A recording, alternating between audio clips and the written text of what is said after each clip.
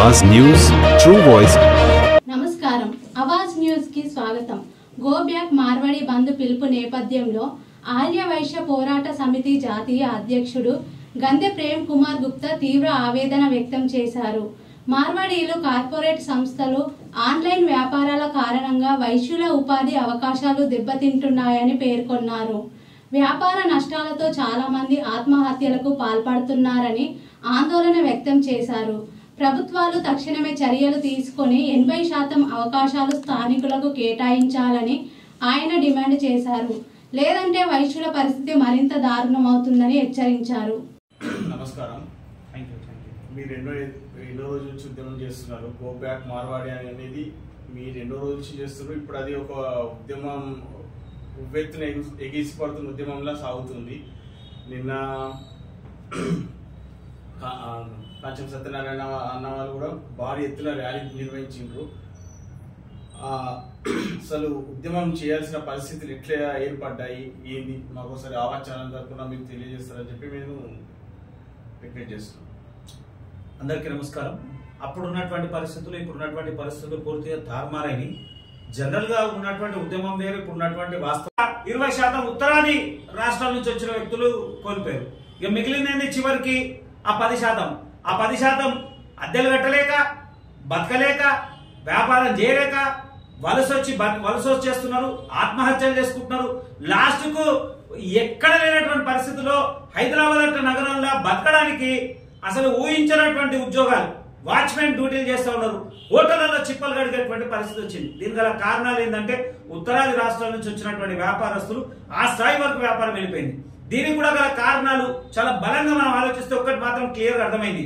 దీని మూలాలు ఏంటంటే వాళ్ళు ఆర్థిక వనరులు బలమైనటువంటి వర్గంగా వాళ్ళు ఉన్నారు, ఆర్థిక వనరులు సమకూరుతున్నాయి। ఇక్కడ స్థానికంగా ₹1 ఇయ్యలే, ఏదో కార్పొరేషన్ ఇచ్చింది, ఆ కార్పొరేషన్ ప్రకటించింది తప్ప ₹1 నిధులు ఇయ్యలే। అలాంటప్పుడు ఆర్థికంగా ఎట్లా బలపడతారు? వైశ్యుల వ్యాపారం ధోరణి ఏడికని స్థాయి పెరుగుతుంది కాబట్టి అవన్నీ అలుసుగా చూసుకొని మెల్లమెల్లగా మన అస్తిత్వాన్ని కోల్పోయే స్థాయికి వచ్చింది। సరే, వ్యాపారం చేసుకున్నారు, ఇప్పుడు చివరికి వాళ్ళు మన మీద దాడి చేసేంత స్థాయికి వచ్చేసారు। దీన్ని కూడా మేము తీవ్రంగా ఖండిస్తున్నాం। అది సమంజసమైనటువంటి పని కాదు। ఆర్టికల్ 19 ప్రకారం భారతదేశంలో అందరికీ స్వేచ్ఛ ఉంది, ఎవరు ఎక్కడైనా ఏ వ్యాపారం అనేది చేయొచ్చు, ఎవరు ఎక్కడైనా బతకొచ్చు, కానీ దానికి ఒక పరిధి అనేది ఉంటుంది। మీరు ఎక్కడైతే వ్యాపారం చేస్తున్నారో అక్కడ వ్యక్తుల్ని, ఆ సంస్కృతిని, ఆ పద్ధతుల్ని, ఆ వ్యవహారాలని తిప్పి మళ్ళా విచ్చలవిడి చేసేటువంటి ప్రయత్నం సమంజసమైన పని కాదు। దాన్ని కూడా మేము క్లియర్ గా చెప్తా ఉన్నాం। ఒక ఆర్యవైశ్య చైతన్య పోరాట సమితి అధ్యక్షుడిగా చెప్తా ఉన్నా, దయచేసి మీ ప్రాంతాల్లో ఉన్నటువంటి మార్వాడి సోదరులంతా ఇది మీరు గమనించాలి। ఇక్కడ మీరు వ్యాపారం చేసుకుంటున్నారు, ఇక్కడ వ్యక్తుల మీద మీరు దాడులు పూనుకోవడం సమంజసమైన పని కాదు। ముందుగా దాన్ని మేము తీవ్రంగా ఖండిస్తున్నాం, అది మానుకుంటేనే మంచిది। ఇంకోటి ఈ రోజు పిలుపుకి ఇచ్చారు కదా ఉద్యమం బంద్కు చేస్తుంది। అయితే మేము ప్రభుత్వాన్ని కూడా ఒకటే అంటా ఉన్నాం, ఏదైనా సమస్య చిన్నగా ఉన్నప్పుడే ప్రభుత్వం ఆలోచించాలి, ఉద్యమ రూపం దాల్చుకున్న తర్వాత ప్రభుత్వం ఆపుదామన్న ఆగే పరిస్థితి ఉండదు। కాబట్టి ప్రభుత్వం అన్ని విషయాల మీద ఆలోచించాల్సిన అవసరం ఉంది। అయితే ఇంకో మార్గం కూడా చెప్తా ఉన్నాం, ఇవాళ అనేక మార్గాల చూసుకుంటా ఉంటే ఎప్పుడో హైదరాబాద్ నడికొట్టున్నటువంటి మార్కెట్, వెజిటబుల్ మార్కెట్ ని తీసుకుపోయి దూర ప్రాంతాలకు షిఫ్ట్ అయింది, పూల మార్కెట్ వేరే ప్రాంతానికి షిఫ్ట్ అయింది। అలాగే మార్కెట్ ఏదైతే మలక్పేట దగ్గర ఉన్నటువంటి మార్కెట్, హైదరాబాద్ ఉన్నటువంటి మార్కెట్ మలక్పేట షిఫ్ట్ అయింది। మళ్ళా బేగం బజార్ కూడా చేయండి, అట్లనే బేగం బజార్ కూడా విస్తరించండి। భాగ్యనగర్ 4 చోట్ల ఉన్నటువంటి 4 ప్రాంతాలలో ఆ హోల్సేల్ మార్కెట్ అన్నింటినీ షిఫ్ట్ చేయండి। అక్కడ ప్రభుత్వం వనరులు కల్పించండి, స్థానికులకు వాటా ఇవ్వండి, స్థానికులకు 75% వాటా ఇచ్చి ఇతర రాష్ట్రాలు వచ్చిన వాళ్ళకి 20% వాటా ఇవ్వండి। ఖచ్చితంగా స్థానిక వ్యాపారులకు బలపడతాం। అది కానంత వరకు ఏదో తునుకగా మాట్లాడమే తప్ప పూర్తి స్థాయి ఆచరణ అయితే జరగదు అన్న। ఇంకోటి ఇది ఉద్యమ రూపం దాల్స్తుందా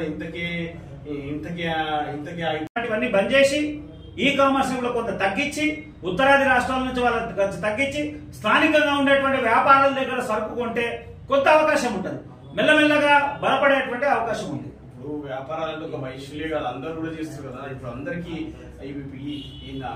ఉత్తరాది వాళ్ళ వల్ల ప్రతి ఒక వైశ్యులకే కాదు, ఒక ముదిరాజు వ్యాపారం చేస్తున్నాడు, ఒక రెడ్డి వ్యాపారం చేస్తున్నాడు, ఒక పద్మశాలి వ్యాపారం చేస్తున్నాడు, ఒక ఎస్సీ నాయకుడు చేస్తున్నాడు, ఒక ఎస్టీ నాయకుడు చేస్తున్నాడు, ప్రతి ఒక్కరు వ్యాపారం చేస్తున్నాడు। దీనిపైన అందరిపైన ఉత్తరాది వాళ్ళది ప్రభావం ఉంది। వీళ్ళందరూ వీళ్ళందరూ మన మీ ఉద్యమ స్ఫూర్తికి కలుపుకొని పోతారా? ఇప్పుడు మొన్నటైతే జరిగినటువంటి రౌండ్ టేబుల్లో నన్ను కూడా ఒక వైశ్య ప్రతినిధిగా వెళ్ళిన నాతో పాటు అనేక సామాజిక వర్గాలు, చారీ సామాజిక వర్గాలు వచ్చారు, పద్మశాలిస్ వచ్చారు, ఇంకా అనేక కులాలకు సంబంధించినటువంటి వ్యక్తులందరూ కూడా వచ్చారు. వారందరి అభిప్రాయం కానీ ఎప్పటి వరకు సంఘటితమవుతారు, ఏడు వరకు సాధ్యమవుతారు అనేది వేచి చూడాల్సిన అవసరం ఉంది. వీళ్ళంటే ఆల్రెడీ అన్ని రంగాల్లో మార్వాడీలు ఎప్పటి నుంచో బలంగా వ్యాపార రంగంలో దూసుకొని పోయి ఉన్నారు.